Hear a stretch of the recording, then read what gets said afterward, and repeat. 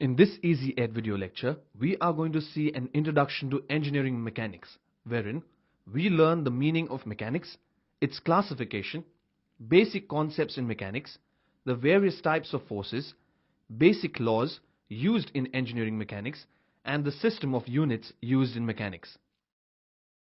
Definition of mechanics. In today's world, the planning, designing, and construction of different types of structures and machines like bridges, multi-storied buildings, aircrafts, robots, etc. is done by engineers. This is done by using the principles of mechanics. The word mechanics was coined by Sir Isaac Newton. He defined mechanics as the branch of science which deals with the study of physical state of bodies at rest and in motion under the action of forces. Classification of mechanics. Mechanics is divided into two main parts: mechanics of solids and mechanics of fluids. Mechanics dealing with behavior of solids is called solid mechanics. Examples of solid mechanics are buildings, bridges, cars, etc. The study of motion and forces on the fluids, that is both liquids and gases, is termed as fluid mechanics. Examples of fluid mechanics are air coming out from the air conditioner, waves in water, etc. Mechanics of ideal fluids, mechanics of viscous fluids, and mechanics of incompressible fluids are further classifications in this field. Mechanics of solid is further classified as mechanics of rigid bodies and mechanics of deformable bodies. In mechanics of rigid bodies, we study those bodies in which deformation is negligible or equivalent to zero under the action of forces. Mechanics of deformable bodies studies the deformation of bodies under the action of forces.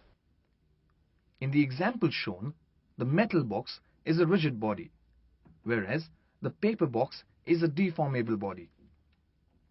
Mechanics of deformable bodies is further divided into strength of materials, theory of elasticity, and theory of plasticity.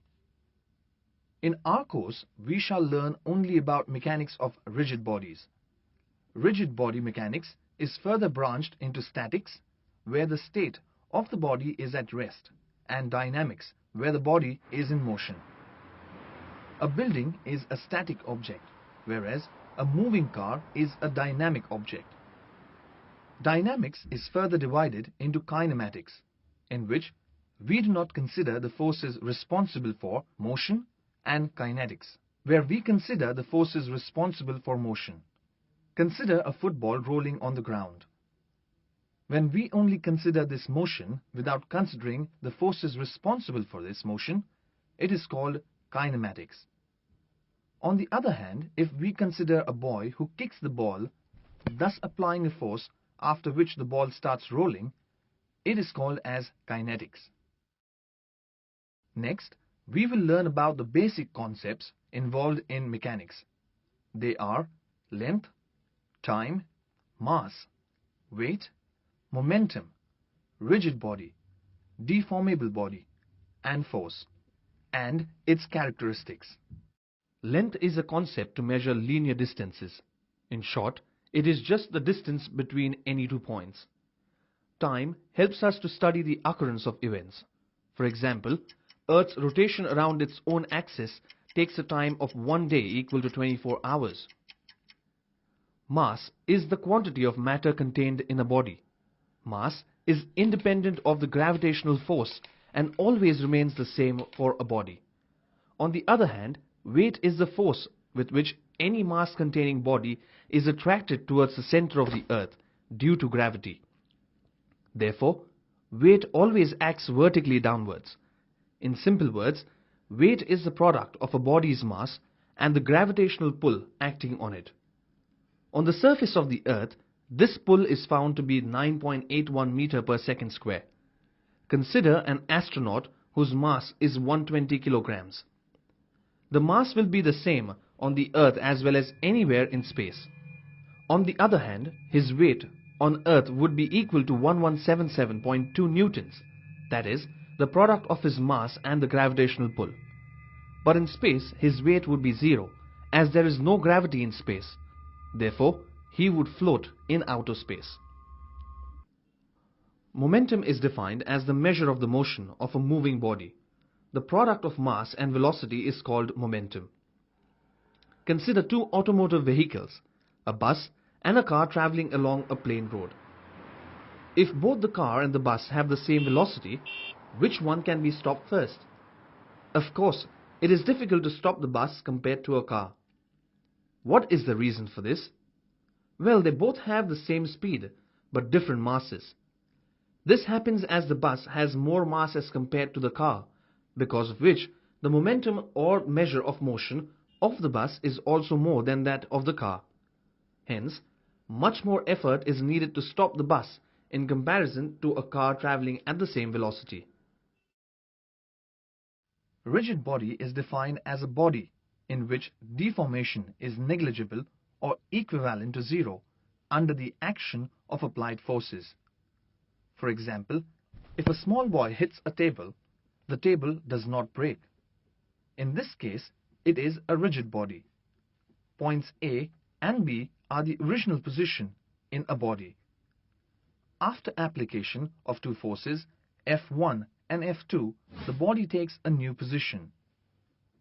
A' and B' are the new positions of A and B. If the body is treated as rigid, the relative position of A', B' and AB are the same, that is, AB is equal to A', B'. In the real world, no object or body is rigid. Many engineering problems can be solved by assuming rigid bodies. A deformable body is a physical body that deforms, meaning it changes its shape or volume while being acted upon by an external force. For example, if the above table is punched by a karate teacher, it will be shred into pieces, thus showing deformation. Deformation may be brought about in a number of ways, namely permanent or temporary, instantaneous or continuous. Hey, it's time to concentrate now. A force is an action of one body on another body. A force is exerted only when there is an actual contact between the two bodies. For example, a man hitting a nail with a hammer. Any force is completely defined only when its four characteristics, namely magnitude, point of application, line of action, and direction are specified. Consider a cricket match is being played between two school teams, A and B. Team A needs 6 runs to win of one ball, and their star player, XYZ, is on strike. If XYZ wants to hit the ball for a 6, he should hit it with adequate force with the point of application being the middle of the bat, while considering a suitable line of action in the intended direction. If all the above conditions are followed, only then would XYZ be able to hit the ball with sufficient force so as to clear the field and win the match. The main types of forces are discussed as follows. A tensile force.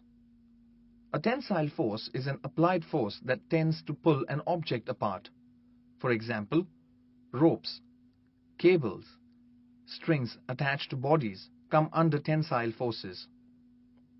A compressive force. A compressive force is an applied force that tends to compress an object. Suspension springs used in automobiles come under compressive force. Force acting on any object so as to slice through it or to deform it permanently is called as a shear force. Shear forces act in a direction parallel to the surface. Bending force. A force that acts to bend an object by putting one side of the part in tension and the opposite side in compression is known as bending force. If an applied force on a member tends to bend the member, it is said to be in bending, also known as flexure. Frictional force. Frictional force is developed when there is a motion or tendency of motion of one body with respect to the other body, involving rubbing of surfaces of contact. Frictional force always opposes the direction of motion. Frictional forces are developed between tires of a car and a road when the car tries to move over the surface of the road. This frictional force opposes the motion of the car due to the weight of the car and the nature of the surfaces, the car's tires and the road, in contact. Now we will take a look at the basic laws of mechanics. Newton's first law. This law says that an object remains at rest or moves in a straight line with constant velocity if the net force on it is zero. This law is often called the law of inertia. Inertia of a body is its inability to move until forces are applied. If one slides a ball along the floor, it doesn't move forever. It slows and eventually comes to a stop. But according to Newton's first law, this is because a force is acting on the ball, and sure enough, there is frictional force between the floor and the ball. And this frictional force is in the direction opposite to motion. It is this force which causes the object to slow to a stop. In the absence of such a force, as approximated by the ball's motion would not slow. Consider a ball kept aside on a table.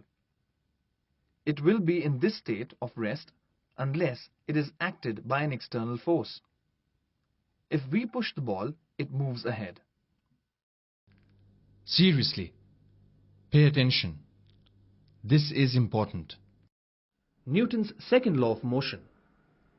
According to Newton's second law of motion, the rate of change of momentum of a body is directly proportional to the impressed force, and it takes place in the direction of the force acting on it. But momentum can be expressed in terms of mass and velocity. As mass of an object does not change, we can further express rate of change of velocity as acceleration. Thus, we find that force applied is directly proportional to the mass of the body and its acceleration. Hence, acceleration is produced when a force acts on a mass. For example, consider a man shopping at a supermarket. It is easier for him to push an empty shopping cart than a full shopping cart. Thus, from Newton's second law, we can conclude that more force must be applied to a larger mass in comparison to a smaller mass in order to accelerate an object. Newton's third law of motion states that for every action there is equal and opposite reaction. When we fire a bullet from a gun, the gun pushes us behind immediately after firing. This recoil, seen in guns, rifles, cannons, etc., is an example of this law. According to Newton's law of gravitation, each and every mass in the universe exerts a mutual attractive gravitational force on every other mass in the universe. This force is found to be proportional to the product of the two masses and inversely proportional to the distance between the two objects. The mathematical expression for this law is shown. For example, consider the elliptical orbit of the moon around the earth. This follows the Newton's universal law of gravitation. Both the moon and the earth constantly try to attract each other via gravity. But due to their orbital velocities, they do not deviate from their path and follow it eternally. The law of transmissibility of forces states that if the point of application of force acting on a rigid body is transmitted to act at any other point along its line of action, the state of equilibrium or motion of the rigid body will remain unchanged. Consider the door of your classroom. When you try to push it from one side, force is applied. The door opens. In the same scenario, if we try to pull the door from the other side with the same force along the same line of action, the result will still be the same. This shows that changing the position of the force along its line of action would have no effect on the final outcome. The system of units extensively used in this course is the SI unit system. Length, mass and time are the basic units in mechanics. The units of all other quantities may be expressed in terms of these basic units. The major quantities used in mechanics along with their SI units are as shown. The table also displays the symbols for the various units. Also, when some quantities are too big or too small, we use certain prefixes. They are as follows. The table gives us the names and symbols of the prefixes. In mechanics, we regularly use a number of Greek letters to denote certain quantities. Some common Greek letters and their names are as follows. Let's have a quick review of what we have studied in this lecture. Sir Isaac Newton defined mechanics as a branch of science which deals with study of physical state of bodies at rest and in motion under the action of forces. It is classified as follows. Length is just the distance between any two points. Time helps us to study the occurrence of events. Mass is the quantity of matter contained in a body. Weight is the force with which any mass-containing body is attracted towards the center of the earth. Momentum is defined as the measure of the motion of a moving body. A body is said to be rigid if the relative positions of any two particles in it do not change under the action of the forces. A deformable body is physical body that deforms, meaning it changes its shape or volume while being acted upon by an external force. We also studied that force is an action of one body on another body. Any force is completely defined only when its four characteristics, namely magnitude, point of application, line of action, and direction are specified. Next, we learnt about the different types of forces, namely tensile force is an applied force that tends to pull an object apart. A compressive force is an applied force that tends to compress an object. Force acting on any object so as to slice through it or to deform it permanently is called as a shear force. A force that acts to bend an object by putting one side of the part in tension and the opposite side in compression is known as bending force. Frictional force is developed when there is a motion or tendency of motion of one body with respect to the other body, involving rubbing of surfaces of contact. Next, we learned about the fundamental laws in mechanics. Newton's first law states an object remains at rest if originally at rest or moves in a straight line with constant velocity if the net force on it is zero. According to Newton's second law, acceleration is produced when a force acts on a mass. The greater the mass of the object being accelerated, the greater the amount of force needed to accelerate the object. Newton's third law of motion states that for every action there is an equal and opposite reaction.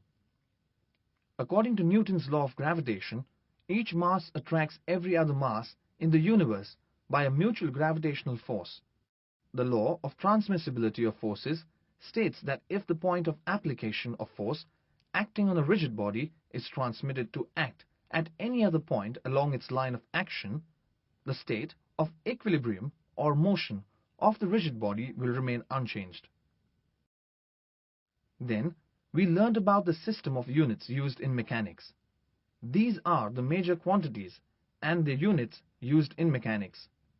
Also, we saw the important prefixes used when the quantities are either too big or too small. We also saw the commonly used Greek letters in mechanics.